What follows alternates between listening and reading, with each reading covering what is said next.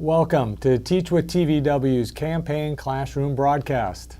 I'm Jerry Cornfield, a political reporter with the Everett Herald, a daily newspaper in Snohomish County, and I'll be answering questions from high school students about some of the issues on this year's statewide ballot. And let's start with Initiative 940. Now, this initiative deals with the use of deadly force by law enforcement officers in Washington state. And this measure, if it passes, is going to make some changes in how officers might be prosecuted if they use deadly force. It's also going to increase the amount of training they receive to deal with individuals who have mental illness, and there will be other changes that involve law enforcement and community groups about de-escalation training. So let's take our first question. My name is Noor Abdulhamid, and I'm a senior at Lake Washington High School in Kirkland, Washington, and I'm from the AP Government class with Mr. Dawson. And my question is, how would Initiative 940 increase the trust between law enforcement officers and the communities they serve?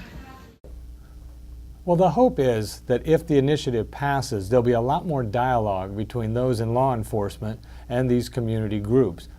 They have found in recent years that a number of the confrontations in which an individual has been injured or killed by a law enforcement officer has involved an individual who has a mental illness. And so the attempt here with this change in law would be to increase the dialogue, increase the services, and as already has been happening, some law enforcement organizations around the state, some police departments and sheriff's departments, have been teaming with social service workers in the community so that they can try to reduce the amount of tension and de-escalate situations before they become deadly. Hello, my name is Manuhay Lema and I'm in Mr. Dawson's AP Government class, and my question revolves around Initiative 940. My question is, how does Initiative 940 ensure that all police officers get the proper training to make our community safer? Well, the goal, and I don't want to say that it will necessarily ensure that every officer will get the training they need, but the goal is for the Criminal Justice Training Commission to develop a curriculum by which the law enforcement officers would be required on a regular basis to undergo training in both dealing with individuals who have a mental illness as well as de-escalation techniques. Now, that language, de-escalation, refers to trying to find ways other than using a gun. So they have tasers, and there are other methods that can be used to stop a situation where an individual is maybe being violent in a public place, and they have other tactics that they'll be using. So the idea is, through regular training and certification, law enforcement officers, whether they be city police or sheriffs or even the Washington State Patrol, will be able to have new ways and techniques that they'll have at their use when they need them. Hi, my name is Elise Buck. I'm a senior at Lake Washington High School. I am in Mr. Dawson's AP Government class, and my question is about Initiative 940 and how will the curriculum be developed? Well, if the initiative passes, there will be a set of conversations in which members of the community that have been working on this initiative, so these are various organizations from around the state, they'll be called the stakeholders, they'll be sitting down with the folks at the Criminal Justice Training Commission that's run by the state, and then there'll be representatives of police and law enforcement organizations around the state. Now, there's already a great deal of training that goes on for law enforcement officers, so what they're going to do is the goal is to create a curriculum that will change over time as well as things are learned about how to interact with individuals with mental illness and how to interact in violent situations. But they will do it together. Then that curriculum will be part of the training both for new officers who are going through the academy, and then officers who are already on the force, be it 1 or 2 or even 20 years. They'll be required to go back through and undergo that training using the new curriculum. And the goal is the curriculum will be updated on a regular basis, again, through a conversation of members of the commission, the law enforcement community, and stakeholders in the community. Hi, my name is Anna Captain, and I'm a senior in Mr. Dawson's AP Government and Politics class at Lake Washington High School in Kirkland. My question is concerning Initiative 940. I was able to find a lot of information regarding the de-escalation training, but not as much when it came to the criminal liability aspect. I'm curious as to who assembles the Independent Commission and what the Independent Commission is able to decide and investigate. Thank you so much. I appreciate it. Well, this is going to be one of the biggest challenges of Initiative 940 if it becomes law and if it's passed. And it actually was an issue that was in the legislative session in 2018 in which they made some changes and there was some agreement made, but the legislation was later thrown out by the state Supreme Court. There is an issue of prosecution of law enforcement officers when use of deadly force has occurred. And so the prosecutors in a county have been trying to figure out how they're going to deal with any changes in the law. So what's envisioned is going to be something like this. If an incident occurs where an individual is in, the use of deadly force has led to the death of an individual, law enforcement officers from another agency will investigate and pull together a report. That report will then go to a prosecutor, and the prosecutor will have to determine whether the facts of that case lead to a prosecution. Now, some of the language that they'll look at, if this becomes law, the way they'll evaluate is different. And so they're going to have to decide whether the force used by the officer at that moment was reasonable, and they'll have to determine, some of it will be subjective, about what was reasonable given all the factors at play at the moment that the officer used deadly force. But the idea is that if it occurs in one department, others from another department, another agency will be involved in evaluating what occurred. So let's go to another question about this initiative. Hi, I'm Skylar Zebediah. I'm in Mr. Fiza's 6th period American Gov and Economics class. And my question for those behind Initiative 940 is, how does Initiative 940 help with public safety? Thank you for your time. Have a good day. Well, one of the goals of Initiative 940 from the supporters and the people who put it on the ballot is that if they can increase the amount of training for law enforcement officers throughout their career, and if they can develop and force the state legislature to support more de-escalation devices and training to be provided and paid for, that there'll be less violent confrontations between law enforcement officers and individuals. And many of those confrontations have involved individuals who have mental illness. So what they're looking at is a larger conversation, and that would involve increased services, social services, and mental health services. So the idea is the law enforcement would be able to, they'll have places they can take individuals. They may be able to bring people to the scene. They may be able to lower the threshold of anxiety of an individual at a scene to avoid the use of deadly force. Now, all of this is what's envisioned. Whether public safety will be increased or decreased will all depend on the law enforcement officers involved at the time that a situation arises. And so ultimately the goal is training will put them in a position to lead to less violent encounters. Let's look at another question. Hello, my name's Morgan Asher, and I'm a senior at Ballot High School, and I'm in Mr. Fiza's 6th period, and I'm wondering if law enforcement support Initiative 940. Well, this is a question that's pretty easy in the sense that all of the major law enforcement organizations in the state oppose Initiative 940. So we're talking about the police officers in Seattle and the sheriff's department and all around the state. All the statewide organizations, even this Washington State Patrol Troopers Association, have gone on record against Initiative 940. Now, there's something else though. Many of those organizations do want to make a change and have been willing to make changes in the law and increasing training. And what happened earlier this year is there was a compromise reached, and many law enforcement organizations did work with supporters of a 940.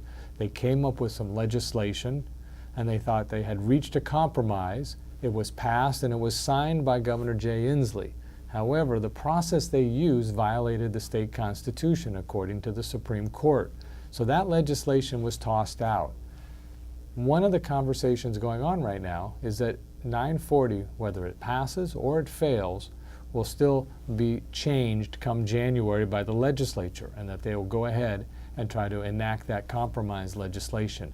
And the changes that were made, while small, are very significant in bringing law enforcement on board with what will be a very big change in how they approach the use of deadly force in this state.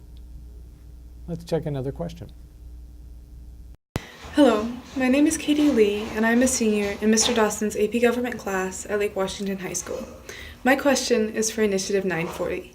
In Washington State, police officers involved in a deadly force crime can only be held criminally liable if they are proven to have malicious intent. Given that states handle police criminal liability differently, are there any statistics that show a correlation between different states' lethal force standards and the number of police-related deaths, especially minority deaths? Well, there are studies out there, and I have to admit I won't be able to cite them right here and now, but I can tell you that from my reporting on this issue and on the initiative, I've learned that Washington has one of the toughest laws, or the most protective laws of law enforcement. In other words, in this state, fewer law enforcement officers are prosecuted for a crime when they use deadly force than just about, if not every other state. So that's one of the goals of this initiative, is to change and make Washington more in line with other states, where the use of deadly force is evaluated differently. It's not, they have to have a good faith approach to when they use it, but but that is going to be defined differently. So the studies show that Washington's law has been more protective of law enforcement than anywhere else in the country. If Initiative 940 passes, and whether or not it is or is not changed in the legislature in 2019, that will change, and Washington will be more in line with what other states and their approaches to how the use of deadly force is evaluated. All right, let's switch gears a little bit, and let's go to what has been an initiative that has drawn the most money of any initiative this year. It's Initiative 1631, and that deals with the carbon fee. And you may have seen, if you have your TV on for maybe an hour on any day in the last month, you have likely seen an advertisement for or against Initiative 1631. And just so you know, there was $47 million have been raised and spent by supporters and opponents of this initiative. Now, it's a very complicated initiative, but the goal is very simple. It creates a new $15 per metric ton of pollution, and it imposes it on a handful of very large polluters. And the goal of this initiative is, by making it more expensive to pollute, these refineries and other major polluters will reduce the amount of emissions. Those emissions have, the scientists say, affected their climate and caused it to change. So the goal of this initiative is to combat climate change by making it too costly to pollute. It has a number of elements. It's going to raise $2.3 billion in the next 5 years, and that money is supposed to be spent in a variety of ways to reduce pollution. And that money will be distributed by a group of 15 people in a board. They're not going to be elected people, so they're going to be people from around the state who are experts. So there's a lot of controversy on whether putting in a fee on pollution on companies is going to also cost individuals. And there's a debate on how much more you'll pay at the pump when you buy gasoline for your car, and there's a debate on how much more you might pay for gas. But again, this initiative, pretty straightforward, make it costly to pollute, and maybe the amount of pollution will reduce. So let's take our first question on this. Jack Farley from Mr. Fize's 6th period class, and I have a question on how I-631 will affect pollution. Well, that is really one of the biggest questions that it's hard to answer at this stage, because if this passes, there will be money raised, but it's unclear whether pollution will be directly reduced. There's nothing in the initiative that requires those who are paying the fee to reduce the amount of pollution and carbon emissions. So that's the first point. We don't know if pollution will actually be reduced. But what it will do with some of that money is try to redirect individuals and companies and even the governments around the state to use other types of energy and stop using maybe gasoline and natural gas and switch to electric. To use power that comes to them from the wind and solar rather than from fossil fuels. So the aim and the goal is to reduce emissions, and over time they say it will, the supporters do, but it doesn't require anyone to stop polluting on day one. Let's go to our next question. Hi there, my name's Chloe. I'm a senior at Lake Washington High School and I'm in Mr. Dawson's AP Government class. My question for today is on initiative measure number 631, and I would like to know how will fossil fuel companies be held accountable for the carbon tax, considering that they're exempt from it? Thank you.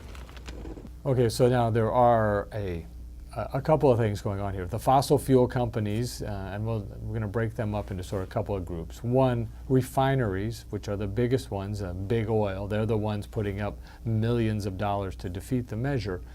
They will be paying the fine, and their emissions are tracked by the state, and they'll be paying $15 a metric ton. So they'll be held accountable in the sense that they'll be paying the money that will go into this fund. But there are a number of companies and corporations that do pollute today that will be exempt, and they won't be held accountable, at least not by this measure.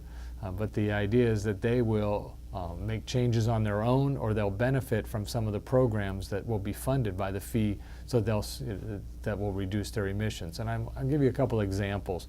There's a coal plant in Centralia that is planning to shut down. It's the largest in the state. It's expected to shut down in 2023. So it will shut down, and so there'll be less pollution, and they'll be accountable if they don't shut down on time. Then there could be penalties. Other companies like Boeing will not be paying a fee for its use of aviation fuel and burning of aviation fuel, but the hope is that some of the other processes in their manufacturing will be changed into less polluting in their process over time. So we'll see, but no one will be held directly accountable in that manner. Let's go to another question. Hi, my name's Ethan Fisher. I'm a senior at Lake Washington High School. I know that Initiative 1631, if it passes, will raise lots of money to reduce greenhouse gas emissions. But does it have a plan on how exactly to spend that money? Well, that's a good question, because it's also been part of this debate in this campaign. As I said earlier, it's been millions of dollars. What happens if this initiative passes is a 15-person board will be established. And that board will be developing a plan for how to spend the money that comes in. For example, the first year is estimated at about $240 million will come to it through fees. And so they have to decide. And the way it's written in the initiative, 70% have to go into projects and undertakings that are aimed at reducing the use of fossil fuel and switching to alternative energies. And some of that money, of that 70%, is also to help the low-income families pay for and cover if there's any increased cost in their bills that they encounter as a result.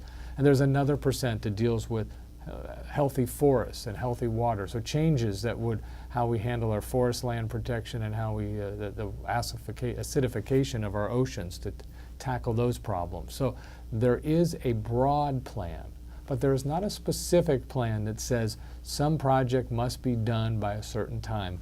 That's what the board is supposed to do, and that's where some of the debate is going on in this election. So let's move on to the next question. What's good? My name's Casey Johnson. I'm a senior from Ballard High School in FISA's class. How do you think Initiative 1631 concerning greenhouse gas pollutants will affect our economy, and how many new investments will we be making? Well, from an economic standpoint, it's going to hit in at least two ways. One way is it's going to cost consumers a little bit more.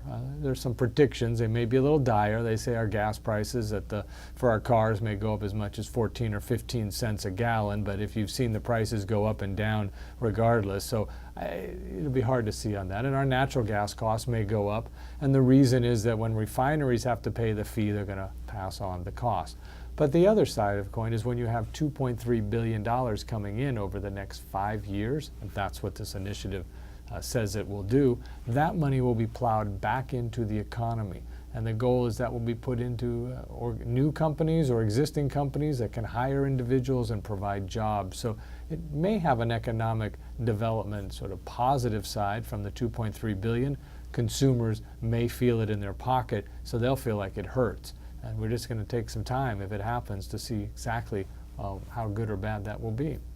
My name is Reese Heenan. I'm a senior at Lake Washington High School here in Kirkland, Washington. I'm taking AP Government with Mr. Dawson, and I have a question about Initiative 1631, or the Carbon Fee Emission Measure. I understand that per metric ton of carbon produced, there is a $15 fee placed on companies. But I'm wondering if companies will just be able to pay off this fee no matter how many metric tons of carbon they actually produce. So my main question is $15 really going to be a high enough of a fee for companies to consider their carbon emissions? That's a good question because no one really knows. If this initiative passes, Washington voters will be the first in the country to have actually passed a law that puts a price on pollution in that manner. So it starts at $15. It goes up $2 per metric ton each year until the state reaches certain goals. And those goals are, there was a level of emissions back in 1990, and the goal is that by 2030, the state will be way back and below that level. So that's where it's heading. It'll keep getting higher. The theory is if you put a price on pollution and it gets high enough, then those doing the polluting will stop or cut back. So the goal is to reduce, but in year one, it may not. These are very large companies that are going to be paying, and they may be able to absorb the cost. But by year 5 or 7 or 10, the idea is they will cut back and that it will have an effect. What's our next question? Hello, my name is Kiernan. I'm a senior at Lake Washington High School, and my question is, how does Initiative 1631 affect local farmers? Well, a challenging question because the farmers are not directly affected in terms of having to pay the fee. But if some of the products and some of their equipment, they may have to pay higher fees for the gas if it goes up. So there could be an indirect impact. There's not a direct impact as a result of passing of this measure. Now, over time, there may be some programs, however, that are funded by the fee that they might be able to take advantage of. For example, some may have land that they want to convert to being a solar farm, or maybe there'll be some hydropower or some wind power that they'd like to be able to take advantage of to operate their farm. That could cut their costs over time, but initially they should have no direct impact from this initiative. All right, we have another initiative, 1634, another one that's generated a lot of spending in the election cycle. This one is a little bit tricky. It is an attempt that if it passes, it would put a sort of a wall around local governments from passing any new taxes or fees on items that are for human consumption. We could call them groceries or food or drink. But right below that is another purpose of this, and there is a sweetened tax in Seattle. You may have heard they call it a soda tax. And what these supporters of this initiative do not want to see is a soda tax popping up in other cities other than Seattle. So part of the goal of this initiative is to prevent other cities from actually doing what Seattle did with this soda tax. But part of it is also to prevent any city from coming up with another way to put a tax on groceries. So that's the goal. Let's see what some of the questions are. Initiative 1634 prevents local governments from increasing taxes on food items. If a tax were to be placed on a food item, who would it help and who would it hurt? Okay, so I want to clear up something right up front about taxes and food items. If you haven't gone to the supermarket lately, you do pay tax on some of the items that you buy in a supermarket. Bottled water, for example. Even if you buy a six-pack of soda right now, you have a sales tax imposed on it.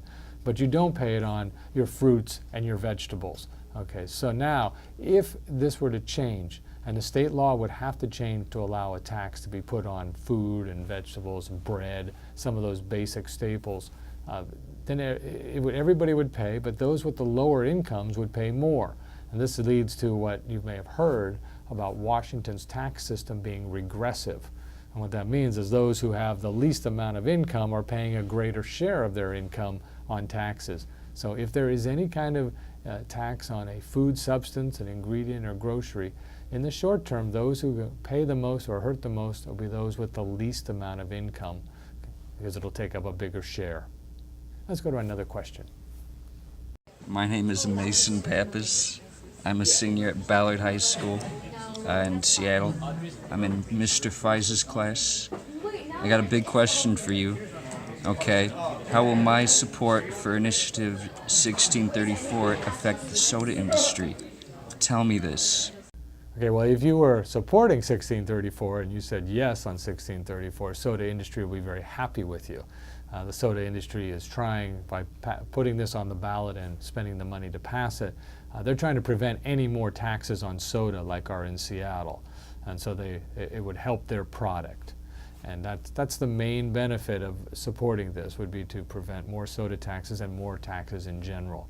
And if you oppose it, then the soda industry won't be happy, because they would begin to worry that other cities around the state would begin to make their products more expensive with this tax. And so that's how it would have an effect on soda. Our next question. Hi, my name is Emily Stoneman. I'm in Mr. Dawson's class at Lake Washington High School, and I'd like to know which groceries are excluded from the 1634 initiative. Well, there are not specific groceries listed in the initiative, but I think the easiest way to figure out what is excluded, and it really isn't any, there aren't any that are excluded, because the intent here is to prevent local governments from putting a tax on anything that you could buy, anything more than you're already paying in the grocery store. So it doesn't really say some can and some can't be taxed. It basically says whatever's happening today doesn't change at the local level. And one of the issues about taxation of food or groceries is the state sets the law, and they have kind of preempted local governments from being able to put a tax on, say, bread or fruits or vegetables. And so they aren't going to be able to do that anyway. But there are products that they might be able to find a way to tax, and that's what this initiative is about, is trying to prevent local governments from getting creative with their taxing power. My name's Ryan Singh. I'm from Lake Washington High School, and I wanted to know what the estimated revenue that the government would lose would be if we enacted Initiative 1634. Yeah, I don't think there'll be any loss of revenue. I haven't seen any studies that show that there'll be a loss of revenue, because nothing's happening now other than, as I said, the soda tax in Seattle. So you won't lose anything. But what would happen if 1634 passes is that local governments would lose an option down the road. So there may be some money that they thought they could raise by enacting some kind of a soda or sweetened beverage tax. Maybe they project that to be $1 million or $2 million or $5 million. So that's money they won't be able to collect. But right now, if it passes, no one will lose any money. My name is Lucas Mabry Smith. I'm in American government with FISA for 4th. The school is Ballot High School in Seattle. And I'm wondering why we need to tax normal produce, grocery foods, and what that money, that extra tax, would go towards. Okay, so again, this initiative, if it passes, would essentially wall off local governments from being able to go into a supermarket aisle and find items that they want to tax, whether it's the sweetened elements in a beverage, or the so-called soda tax, or maybe finding some other product like the sugar in cereal or something of that nature. So this would prevent that if they can do that. So they won't start. So it won't increase anything. If this doesn't pass, local governments could begin to do what has happened in Seattle, and that's add lots of money to the cost of a six-pack of soda, because you're now paying for the sweetened elements, the sugar in that drink. So that's what it would be. It would raise the price of whatever product a tax was put on, but right now, if it passes, there's no new taxes, there'll be no new costs. All right, our next and final initiative on the ballot is Initiative 1639, which is the most comprehensive gun violence prevention measure that's ever been put in front of voters. Now, you may recall the Alliance for Gun Responsibility had a measure a couple years ago on background checks, and it passed. And then we had an extreme risk protection order that they were able to get on the ballot. It passed. Now we have this measure. And what this measure will do, it will do a lot, but the biggest pieces that people are talking about first, if you want to buy a semi-automatic rifle, and they call it a semi-automatic assault rifle, but I won't get into the debate over what is or is not an assault rifle, but you will have to be 21. Today you can buy a semi-automatic rifle at the age of 18, so it raises the age from 18 to 21. You'll have a 10-day waiting period, and if you go to buy, you'll have to undergo the same background check that is going on today for handguns. So that's one big piece. Another big piece, if you own a firearm, even if you don't buy a new one with this, you could be held criminally liable if that gun is not safely stored at home. It means you have to have it locked up, because if somebody, whether it was one of your children, a neighbor's, a friend, or a thief were able to get that gun and injured themselves or injured others, even committed suicide with that gun, you could be held criminally liable. So that's a major change. Those are the two biggest pieces that people are debating on Initiative 1639. Let's take a question. Miss Thayer Davis. I go to Lake Washington High School in Kirkland, and I am in AP Government with Mr. Dawson. I am wondering, in Initiative 1639, why we are still allowing semi-automatic assault rifles to be sold to ordinary people. Well, this is part of a national debate. We used to ban the sale of assault weapons in the state, and then the ban was lifted. The federal government and Congress have debated whether or not to put a ban on assault weapons, and then the definition has evolved. So there are some weapons, like a machine gun, that are not allowed to be sold except to individuals with certain certifications. So we do limit. But the semi-automatic rifles, and until recently the bump stock, which is a device that goes on to a gun to make it fire like an automatic weapon, have been legal. And it's just the way the laws are written in this state and around the country. It has come to the voters because politicians haven't made the change. So voters are being asked to make changes like this, which would reduce the ability of individuals to buy a gun at least until they were 21 to get a semi-automatic rifle. So that's what we got to do. Let's go to another question, I think. Good evening. This is Ian Crocker from Mr. Fiza's 6th period history class at Ballard High School. Our group was wondering if Initiative 1639 affects all guns or just semi-automatic weapons.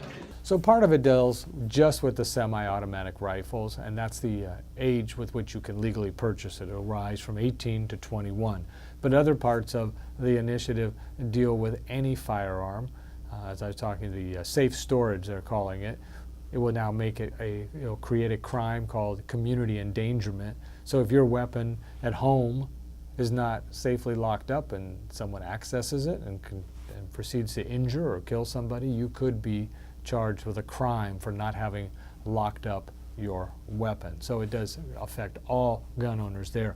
There's also some new requirements. If you want to go buy a gun after this, if this passes, whether it's a handgun or a semi-automatic rifle, you will have to show that you've gone through a firearm safety training. And so you have to present some certification. You'll have to wait longer, 10 days, to get your gun. And there's some other elements that every year the state will have to evaluate whether you're still eligible to own a gun. So that's another piece that will cover all firearms owners. All right, let's switch gears now from the ballot measures over to the race for U.S. Senate. We have an incumbent Democrat, Maria Cantwell, and she's seeking a 4th term. Her first time she was elected was in the year 2000. And her opponent is Republican Susan Hutchinson, who most recently was the chairwoman of the Washington State Republican Party. Let's take a question about that race.